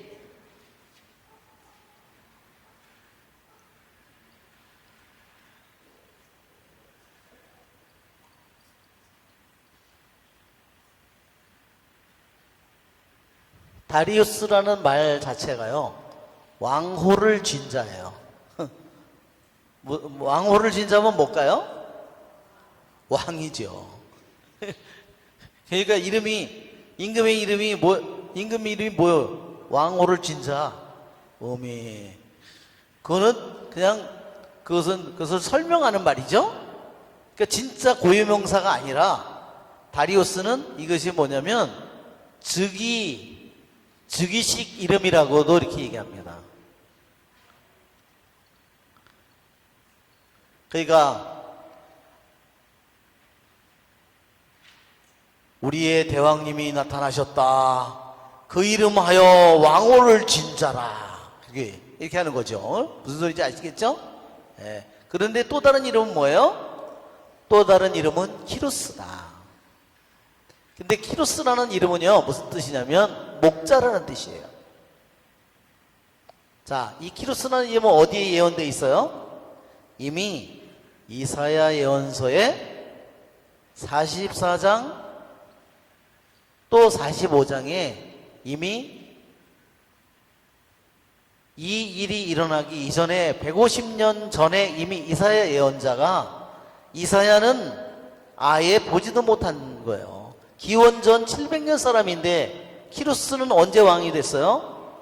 500 BC 539년 내지 538년에 왕이 됐는데 이사야는 몇 세기? 기원전 700년에 살았던 사람이에요. 그 사람이 이미 예언서에 저렇게 적혀 있는 겁니다. 왜? 바로 이 키루스를 통해서 바빌론이 멸망할 거를 이미 예언되어 있는 겁니다. 그러니까 여기에 메디아 사람 다리우스라는 말을 할 때 우리는 그냥 이게 키루스다 여러분이 그렇게 생각하시면 됩니다. 그의 나이 62살이었다. 자, 우리가 한번 또 다른 우리가 저기를 보면 자, 우리 이 집안이 우리 한글을 봐야 되는데 예. 또 다른 한글 이 패밀리 이 여기에 패밀리라고 있을 거예요. 패밀리 트리 여기 보면 자 여기에 지난번에도 설명했죠? 아스티아게스라는 사람이 메디아의 왕이었는데 말하자면 아버지가 키아사렉스예요. 키아사렉스 아버지가 나라를 빼앗겼어요. 어디에? 우크라이나 사람들에게 뺏겼다는 겁니다. 그래서 28년 동안 그 통치에서 고생을 하다가 다시 나라를 되찾았어요. 이 아스티아게스가. 그래서 자기 전에도 아버지가 그를 나라를 빼앗겼기 때문에 나라를 잃을까 두려워하는 마음이 굉장히 컸는데 자기가 낳은 딸이 만다네예요. 이 딸이 어느 날 왕이 꿈을 꿨는데 어떻게 했어요? 딸에게서 강물이 흘러나오더니 샘이 흘러나오더니 온 아시아를 덮었어요. 그래서 점쟁이를 불러다가 야 내가 이런 꿈을 꿨는데 이게 무슨 뜻이니? 당신 손자가 이제 당신을 무찌르고 왕이 될 겁니다. 그래? 딸은 시집도 안 갔는데 이런 그래가지고 또 꿈을 꿨는데 이번에는 딸에게서 자궁에서 포도나무가 나오더니 온 아시아를 덮더라는 겁니다. 그래서 무슨 꿈이냐 또 불러서 물어봤더니 똑같은 꿈입니다. 예, 이 딸에게서 난 아들이 손자가 당신을 무찌르고 왕이 될 겁니다. 그래서 결국은 어떻게 했어요? 메대 남자가 아닌 페르시아 사람들이요 굉장히 온화하다는 겁니다. 메대 사람들은 훨씬 싸놨고 페르시아의 아주 조그만한 왕국의 봉분왕을 에다가 딸을 결혼시켜서 한 거예요. 힘 못 쓰는 사위를 일부러 얻어가지고 빌빌하게 만든 거죠. 무슨 소리인지 아시겠죠? 그랬는데 거기서 태어난 게 누구라고요? 그게 바로 키루스예요. 고레스라는 왕이에요. 고레스. 여기서 태어난 왕이 고레스입니다. 그래서 이 왕을 다리우스라고도 부른다. 근데 이 고레스가 태어난 것이 BC 몇 년이냐면요 600년이에요. BC 600년. 그래서 키루스가 태어난 것이 BC 600년이에요. 한번 계산해 보면 여기에 보면 539년에 이 나라를 바빌론을 꺾고 왕이 되었죠. 그러면 이때 키루스가 나이가 몇이냐면 딱 62살이에요.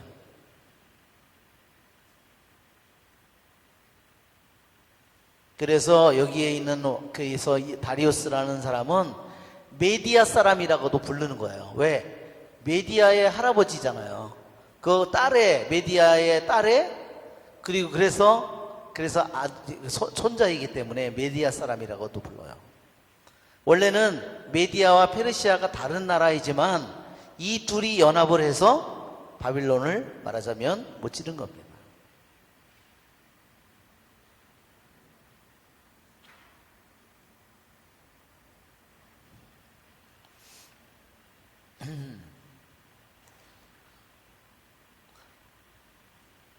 자, 이제 우리가 이 왕국을 보면 우리가 자, 이제 나라를 이제 그 바빌론을 꺾고 이제 나라를 다스리게 됐는데,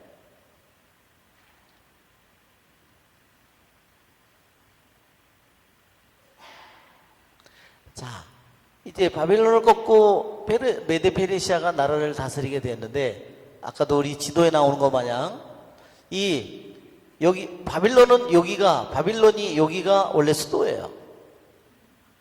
여기 티그리스강, 유프라데스강 사이에, 유프라데스강 쪽에 가까운 쪽에다가 바빌론의 수도가 있었던 거예요. 그래서 그 성을 그렇게 거대하게 저는 거죠. 그리고 여기가 북쪽이 메디아, 그러니까 남쪽이 페르시아예요. 이게 이 메디아가 훨씬 강력했다는 겁니다. 그런데 이 전체 나라를 훨씬 더 크게 다스리게 되면서 바빌론 제국보다 더 큰 제국을 갖게 됐어요. 그런데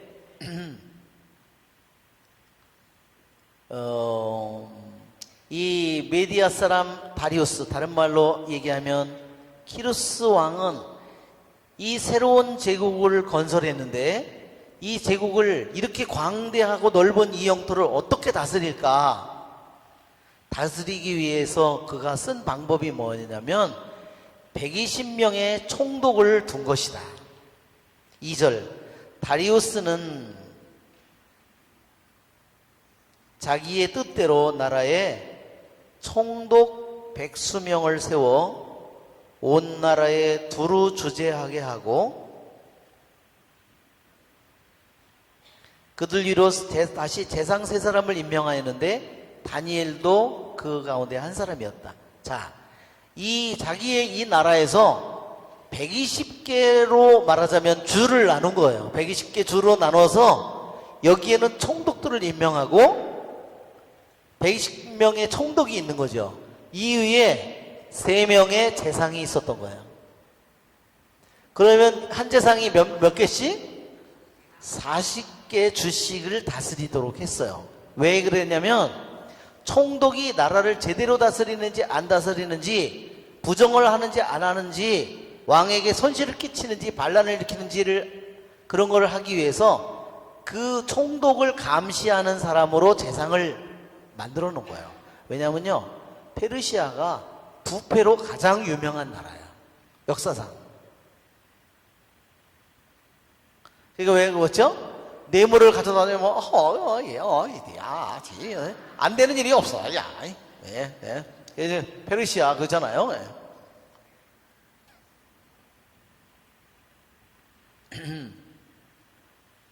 자, 임금에게 손실을 끼치는 일이 없도록 총독들은 이 재상들에게 업무를 보고하게 되어 있었다. 그런데 다니엘은 빼어난 정신을 지녀 다른 재상들이나 총독들보다 뛰어났다. 그래서 임금은 다니엘을 온 나라 위에 세우려고 생각하였다. 이때 다니엘은 몇 살일까요? 다니엘은 80이 넘었어요. 90 가까이 됐을 것 같아요, 제 생각에. 이 아까 본 70년 세 번째 그걸 보면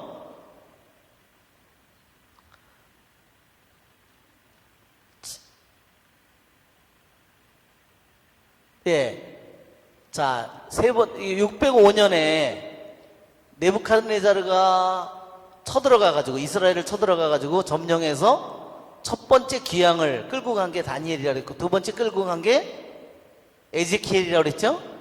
그리고 완전히 예루살렘이 무너진 것이 586년에 무너지고 완전히 성전이 불타버리고 없어져 버렸습니다. 자, 이때가 다니엘이 605년에 15살이었으면 다니엘이 70년 539년에 벨사살이 죽고 고레스가 왕이 되었어요. 자, 그러면 여기에 15살이고 여기에 605년에, 그러면 605년이면 뭐 몇 년 출생이에요?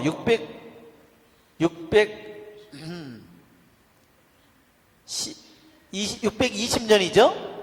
620년 BC에 태어나서 539년이면 1, 그 다음에 8, 그쵸? 벌써 80 하나예요. 80이 넘었어요. 자, 다니엘은 한번 여러분 나이가 벌써 620년 BC에 태어나서 귀향을 갈 때 605년 BC에 15살이면 짱 됐다고 생각한다면 가서 이 바빌론이 멸망하고 메데 페르시아가 이 왕국이 섰을 때 그의 나이는 81살이에요. 그런데 다리우스 왕, 이 고레스 왕이 다니엘을 최고 높은 사람으로 쓰려고 했어요. 근데 한번 생각해 보세요. 나이는 80도 넘었지. 그리고 거기에 메데 페르시아 주민도 아니지. 그죠? 그리고 이전에 멸망한 제국의 재상이었지. 멸망한 제국의 재상을 갖다 쓰는 법이 없죠. 그러니까 그게 놀라운 점이라는 겁니다. 다니엘이 얼마나 청렴결백하고 얼마나 놀라운 지혜를 가졌고 충실한 사람인지 그는 여기 있는 것처럼 분명히 여기에 네부갓네자르 605년 임금이 되어서 바빌론 제국이 시작될 때부터 가서 거기서부터 바빌론 말을 배우고 거기서 그것을 익히고 점점 지혜가 뛰어나다는 것이 어릴 때부터 10배나 뛰어나다는 것이 해서 점점 중책을 맡다가 점점 어떻게 됐어요? 이 네부카드네자라 꿈을 해석하면서 최고 높은 자리에 올라갔죠? 그래서 이 제국을 다스렸는데 네부카드네자르 왕 죽고 또 그쵸? 그 다음에 왕들이 계속 이었을 때 꼭 재상이 아니었다 하더라도 마지막에 왕 벨사살이 죽을 때도 다니엘이 가서 글자를 해독하고 알려주죠. 그죠? 벨사살이 죽을 때도 다니엘이 글자 손으로 쓴 거 가르쳐 주잖아요. 문에 드켈 파르신. 그렇게 했는데 새로운 제국이 섰는데 말하자면 539년 BC에 섰는데 거기에서도 또 재상 중에서도 가장 높은 최고의 재상으로 왕이 세우려는 낌새를 알아챈 거예요.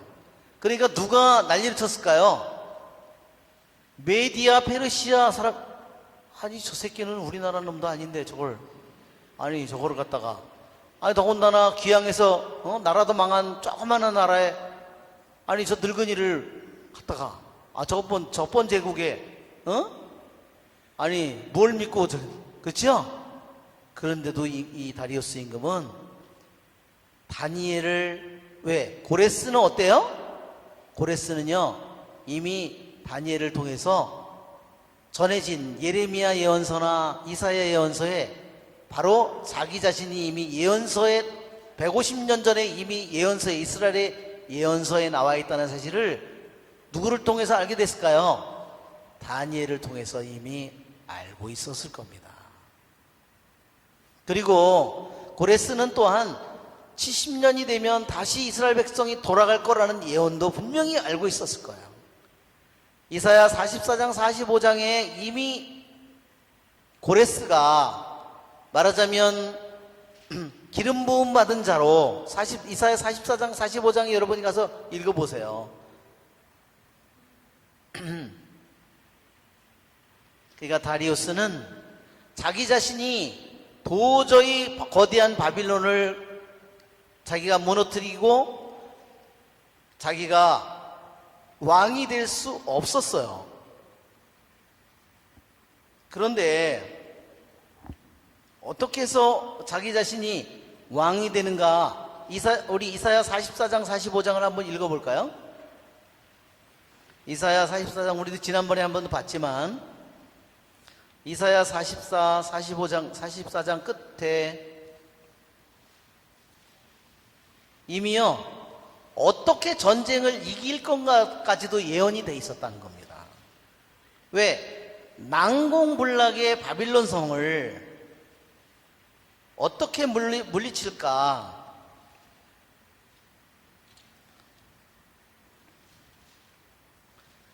아무도 바빌론이 멸망하리라고는 생각 안 했고, 네부카드네자르 왕도 절대로 이 바빌론은 무너지지 않도록 나라를, 수도를 이렇게 세웠고, 거대하게 그렇게 튼튼하게 성을 세웠고, 뭐 물이든 식량이든 절대로 아무리 포위를 당해도 무너지지 않도록 만들었는데 여기에 보면 27절에 나는 깊은 물에게 말라버려라. 너의 물줄기들을 내가 메마르게 하리라 하고 말한다. 나는 키루스에 대하여 말한다. 그는 나의 목자. 키루스라는 말이 무슨 뜻이라 그랬죠? 목자라는 말이에요. 그가 나의 뜻을 모두 성취시키며 예루살렘을 두고 그것은 재건되고 성전은 기초가 세워지리라. 이미 성전이 망해서 불타고 폐허가 된 지가 지금 70년인데, 그렇죠? 605년 BC면 어때요? 540년이라도 60년? 벌써 65년이 됐잖아요. 그렇죠? 540년 BC라고 해도 벌써 65년이 된 거예요. 주님께서 키루스 45장 주님께서 당신의 기름 부음 받은 이에게 고레스를 이미 뭐라고 부르냐면 기름 부음 받은 이라고 이미 이사야 예언서에 나와 있다는 거예요. 그러니까 키루스는 어때요? 그 당시에 너무나 자기는 불안정한 상태예요. 메대를 자기가 상대할 수가 없어요. 메대 왕국을 자기가, 강력한 메대 왕국을 자기가 이길 수가 없어요. 페르시아의 군대로. 당신께서 오른손을 붙잡아 주신 키루스에게 말씀하시니 민족들을 그 앞에 굴복시키고 임금들의 허리띠를 풀어버리며 문들을 열어젖히고 성문들이 닫히지 않게 하려는 것이다. 여기에 물을 마르게 하는 것처럼 이 사람들이 이 성을 어떻게 점령했다 그랬죠? 유프라데스 강물을 파가지고 물이 옆으로 흐르도록 해서 그 강물을 마르게 했다는 겁니다. 그러니까 여기에 있는 예언대로 모든 것이 이루어질 거라는 것을 누가 계속해서, 누구를 통해서? 다니엘을 통해서 이미 키루스가 이미 왕이 될 거라는 것을 이미 다 알려준 거예요. 자, 이렇기 때문에 키루스는 자기 자신이 왕이 되었어. 자기 자신이 도저히 왕이 될, 세상적인 눈으로 보면 왕이 될 수 없는 사람이에요. 그 강물을 말리는 방법을 어떻게 알았다고 그랬어요? 2명의 배반자가 있었다고 그랬죠? 그 배반자가 그 비밀을 알려줬다는 거예요. 그 물을 돌리면, 수위가 떨어지면 들어갈 수 있는 문이 있다는 거를, 물 속에 항상 그 문이 잠겨 있었던 거죠. 그 문들이 여기에 우리 성벽을 보면, 우리 그림에 보면, 여기에 보면 이게 왕궁이라고 한다면요. 봐요. 완전히 이 성곽이 벽이 몇 미터라 그랬어요? 10m가 넘는다고 그랬죠? 10m가 넘는 벽에다가, 그런데 이거 벽을 다 쌓아놓고 이후에는 병거가 다니는데, 그러니까 여기 보면 어떻게 됐어요? 여기에 물이 다 잠겨 있는 것처럼 보이지만 속으로는 들어가는 문들이 있었다는 겁니다. 그건 알 수가 없죠. 거기 궁궐에 사는 아주 저기 한 사람들 아니면요 또 알 수가 없죠. 그러니까 이 물이 이거를 말리니까 이 속으로 말렸어도요 들어갈 수 있는 문이 없어요. 그냥 말려도. 그런데 말리면 여기에 문들이 있다는 거를, 속에 물속에 잠긴 문이 있다는 거를 알려줬기 때문에 승리할 수 있었다는 거죠. 그러니 정말 이 예언서의 말씀대로 모든 것이 이루어진 겁니다. 그러니까 다니엘을 그리고 다니엘이 늙어가지고 이렇게 하고 흔들고 있었으면 누가 재상을 시키겠어요? 너무너무나 어때요? 너무너무나 아주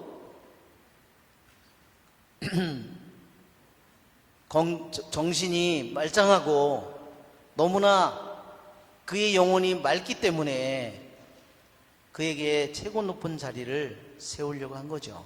우리가 이미 알고 있는 것처럼 다니엘은 우리들이 보면 다니엘의 이 모습은 정말로 놀라운 모습이에요. 그가 15살에 귀향을 갈 때나 바빌론 제국에서 높은 지위에 있거나 자기가 높은 지위를 내려놓고 있을 때나 새 제국에서 그의 다니엘의 모습은 하나도 변함이 없어요. 그래서 다니엘의 모습은 정말로 우리들이 이제 다음에 이렇게 공부하면 다니엘이 얼마나 충실하고 성실하고 얼마나 정말 그 청렴한 영혼인지를 더욱더 우리들이 알 수 있을 것 같습니다. 예, 여러분 오늘 공부는 여기서 마치도록 하겠습니다. 영광이 성부와 성자와 성령께 성부와 성자와 성령의 이름으로